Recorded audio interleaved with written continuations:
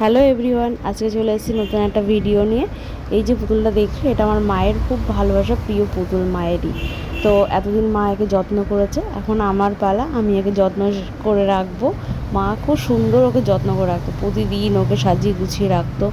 আর এই যে জামাটা পরে আছে, এটা কিন্তু মায়ের বানানো, এর সঙ্গে প্যান্টও আছে সেট, সেটাও পরানো আছে।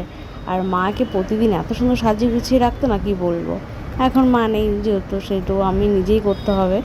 আর পুতুলটাকেও আমি অযত্নে রাখতে পারবো না, মায়ের এটা ভালোবাসার খুব যত্নের জিনিস ছিল। সেজন্য আমিও আজকে ওকে চুলে সিরাম লাগিয়ে চুল টুল বেঁধে সাজিয়ে গুছিয়ে জামাটাকে ধুয়ে দিয়েছিলাম, পরালাম, দিয়ে ওকে খুব সুন্দর করে সাজিয়ে গুছিয়ে রাখলাম।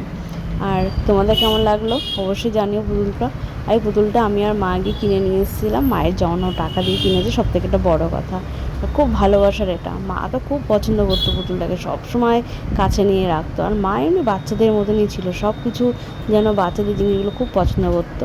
বাড়ি ভরে বাচ্চাদের জিনিস আমাদের, যে বাচ্চারা সবাই আসবে আমাদের বাড়িতে, খেলবে, আনন্দ করবে, আনন্দ পাবে, ওটাই মায়ের খুব ভালো লাগতো।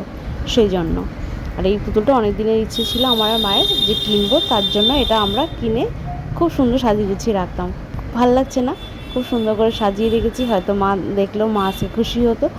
যাই হোক, তোমরা দেখে খুশি হলে অবশ্যই আমাকে কমেন্ট করে জানিও, বলো কেমন লাগলো তোমাদের এই পুতুলটাকে। আমার তো খুব ভালো লাগে। আর এর পায়ে দেখো, ছোটো ছোটো পায়ে নেল পালিশ, সেটাও মা পরিয়েই গেছে।